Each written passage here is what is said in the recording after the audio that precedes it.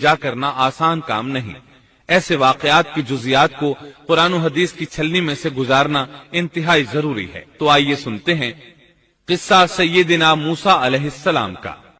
اللہ تعالی سورۃ القصص آیت 1-3 میں فرماتے ہیں، شروع اللہ کے نام سے جو بڑا مہربان نہایت رحم والا ہے۔ طاسین میم، یہ روشن کتاب کی آیات ہیں۔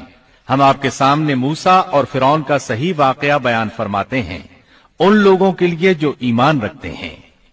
ان آیات میں اہل ایمان کے لیے نصیحت اور یاد دہانی ہے، جبکہ انہی آیات میں فاسق، نافرمان اور کجراؤ لوگوں کے لیے ڈراوا اور وعید ہے۔ فرعون یعنی ولید بن مصعب بہت جابر اور ظالم شخص تھا۔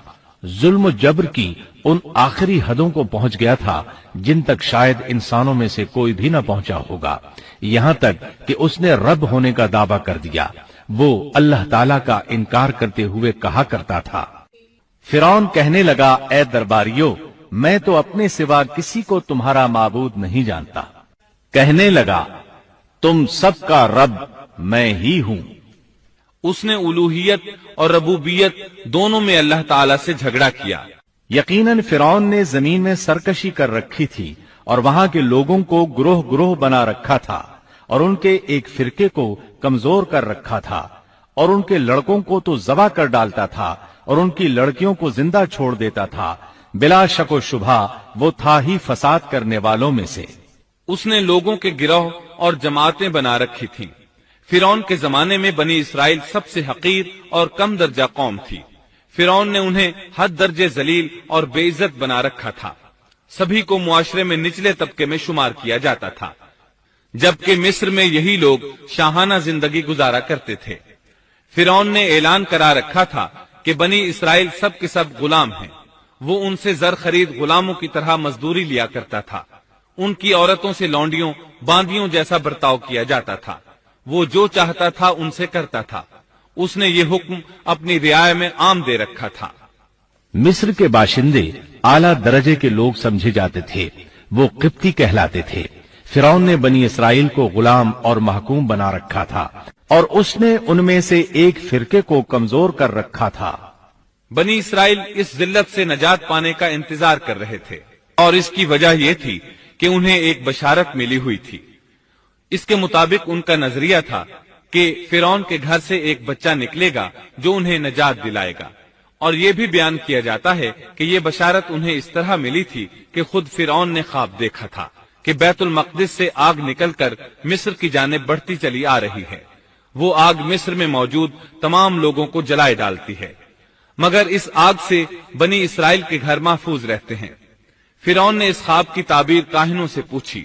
وہ کاہن اس کے نزدیک عالم تھے۔ انہوں نے خواب کی تعبیر یہ بتائی کہ بنی اسرائیل میں ایک بچہ ایسا پیدا ہونے والا ہے جس کی وجہ سے مصریوں کی ہلاکت ہوگی۔ یہ تعبیر سن کر فرعون ڈر گیا۔ تب اس نے ایک خوفناک حکم جاری کیا، بنی اسرائیل میں جو بچہ پیدا ہو اسے قتل کر دیا جائے۔ اللہ کی قدرت دیکھیے کہ ہارون علیہ السلام اس سے پہلے پیدا ہو چکے تھے اور موسیٰ علیہ السلام کی والدہ امید سے تھی۔ فرعون نے اپنا حکم یوں جاری کیا تھا کہ اگر ان کے ہاں بیٹے پیدا ہوں تو انہیں قتل کر دو، بیٹیاں پیدا ہوں تو انہیں زندہ چھوڑ دیا جائے۔ چنانچہ ایسا ہی کیا جانے لگا۔ ہر نو مولود بچے کو قتل کیا جانے لگا، بچیوں کو چھوڑ دیا جاتا۔ یہ تھا بچوں کو ذبح کرنے کا حکم جو بنی اسرائیل میں شروع ہوا۔ اس کا طریقہ انہوں نے یہ اختیار کیا کہ ہر حاملہ خاتون کی نگرانی شروع کر دی۔ دایا عورتوں کے ذمے یہ ڈیوٹی لگائی کہ حاملہ مستورات کی اطلاع دیں گی، اور جو دایا اطلاع نہ دیتی اسے بھی قتل کر دیا جاتا۔ اس طرح فرعون اور اس کے وزیروں کو ہر نو مولود سے باخبر رکھا جاتا تھا۔ ان دنوں سیدنا موسیٰ علیہ السلام کی والدہ اپنے حمل کے ابتدائی دنوں میں تھیں۔ انہوں نے اس بات کو چھپائے رکھا اور دایا کا کام کرنے والی عورتوں سے بھی خود کو چھپائے رکھا، یہاں تک کہ درد ذہ کا وقت آ پہنچا اور انہوں نے بچے کو جنم دیا۔ اس بارے میں سوائے قریبی لوگوں کے کوئی نہیں جانتا تھا۔ بچے کی پیدائش کے بعد وہ فکر مند رہنے لگیں۔ حمل کے دنوں میں تو انہوں نے خود کو چھپا لیا تھا، اب بچے کو کیسے چھپائیں؟ پھر بھی اپنی پوری کوشش کرتی رہیں، یہاں تک کہ ان کے پاس اللہ کا حکم آ گیا، یہ حکم اللہ نے ان کے دل میں ڈالا تھا، یعنی القاء کیا گیا تھا۔ یہ وہ وحی نہیں تھی جو پیغمبروں پر آتی ہے۔ اور ہم نے موسیٰ کی ماں کو وحی کی کہ اسے دودھ پلاتی رہ، اور جب تجھے اس کی نسبت کوئی خوف معلوم ہو تو اسے دریا میں بہا دینا، اور کوئی ڈر خوف یا رنج غم نہ کرنا، ہم یقیناً اسے تیری طرف لوٹانے والے ہیں اور اسے اپنے پیغمبروں میں بنانے والے ہیں۔ مطلب یہ تھا کہ جب تفتیش اور تحقیق شروع ہو یا خطرات بڑھ جائیں تو اسے دریا میں ڈال دیں۔ اس آیت مبارکہ میں بیک وقت دو خبریں، دو احکام، دو حکم امتناعی اور دو بشارتیں ہیں، یعنی ہم نے موسیٰ کی ماں کو وحی کی کہ اسے دودھ پلاتی رہے، یہ دو خبریں ہیں، اور جب تجھے خوف محسوس ہو تو اسے دریا میں بہا دے، یہ دو حکم ہیں۔ کوئی خوف نہ کھا اور کوئی غم نہ کر، یہ دو امتناعی حکم ہیں۔ ہم یقیناً اسے تیری طرف لوٹانے والے ہیں اور اسے اپنے پیغمبروں میں سے ایک پیغمبر بنانے والے ہیں، یہ دو بشارتیں ہیں۔ اور پھر واقعی تلاش شروع ہو گئی، بنی اسرائیل پر سختی کی گئی۔ موسیٰ علیہ السلام کی ماں نے اللہ کے حکم کے مطابق بچے کو صندوق میں رکھا اور دریا میں چھوڑ دیا۔ ساتھ ہی موسیٰ علیہ السلام کی بہن سے کہا، تو بھی اس کے پیچھے پیچھے چلتی جا۔ چنانچہ وہ دریائے نیل کی موجوں میں چلے اور ان کی بہن کنارے کنارے چلی، اپنے بھائی کی نگرانی کرتی جا رہی ہے کہ دریا میں ڈالنے کے بعد کیا بنتا ہے۔ اللہ تعالیٰ سورۃ القصص آیت 11 میں فرماتے ہیں، موسیٰ کی والدہ نے ان کی بہن سے کہا، تو اس کے پیچھے پیچھے جا، تو وہ اسے دور ہی دور سے دیکھتی رہی اور فرعونیوں کو اس کا علم بھی نہ ہوا۔ صندوق بہتا ہوا فرعون کے محلات کے قریب آن ٹھہرا۔ محلات دریائے نیل کے کنارے تھے۔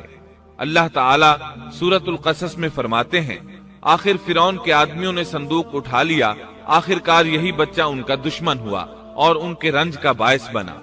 اب وہ اس کی بھلائی چاہ رہے ہیں، لیکن وہی فرعونیوں کے لیے وبال جان بننے والا تھا۔ اللہ سورۃ القصص آیت 8 میں فرماتے ہیں، کچھ شک نہیں کہ فرعون اور حامان اور ان کے لشکر تھے ہی خطا کار۔ فرعون کی بیوی نے فوراً پہچان لیا کہ یہ بچہ بنی اسرائیل میں سے ہے، چنانچہ اس نے کہا، اور فرعون کی بیوی نے کہا، یہ تو میری اور تیری آنکھوں کی ٹھنڈک ہے، اسے قتل نہ کرو، بہت ممکن ہے یہ ہمیں کوئی فائدہ پہنچائے یا ہم اسے اپنا بیٹا ہی بنا لیں، اور یہ لوگ شعور ہی نہیں رکھتے تھے۔ مطلب یہ کہ اس پورے معاملے میں اللہ تعالیٰ کی تدبیر سے انہیں آگاہی نہیں تھی۔ اس پر فرعون نے کہا، یہ صرف تیری آنکھوں کی ٹھنڈک ہے، میری نہیں۔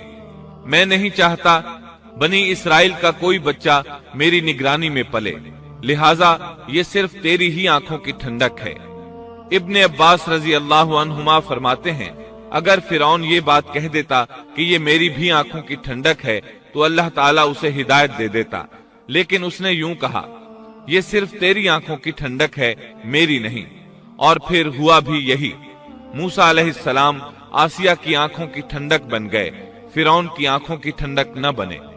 اللہ تعالیٰ سورۃ القصص آیت 10 میں فرماتے ہیں، اور موسیٰ کی والدہ کا دل بے قرار ہو گیا، یعنی اس کا دل موسیٰ علیہ السلام کی یاد کے علاوہ دنیا کی ہر چیز سے خالی ہو گیا۔ ماں کی محبت اور ماں کے دل کا حال ذرا دیکھیے، مصیبت میں اس پر کیا گزرتی ہے۔ وہ مہربانی جو ماں کے دل میں ہوتی ہے، وہ محبت جو صرف اسی دل کا خاصہ ہے، ہم مردوں کی جماعت اس کیفیت کو نہیں جانتی جو مصیبت کے وقت ماں کے دل پر گزرتی ہے۔ چنانچہ اللہ تعالیٰ فرما رہے ہیں، اور موسیٰ کی والدہ کا دل بے قرار ہو گیا، یعنی موسیٰ علیہ السلام کی محبت کے سوا اس دل میں اور کچھ نہ رہا۔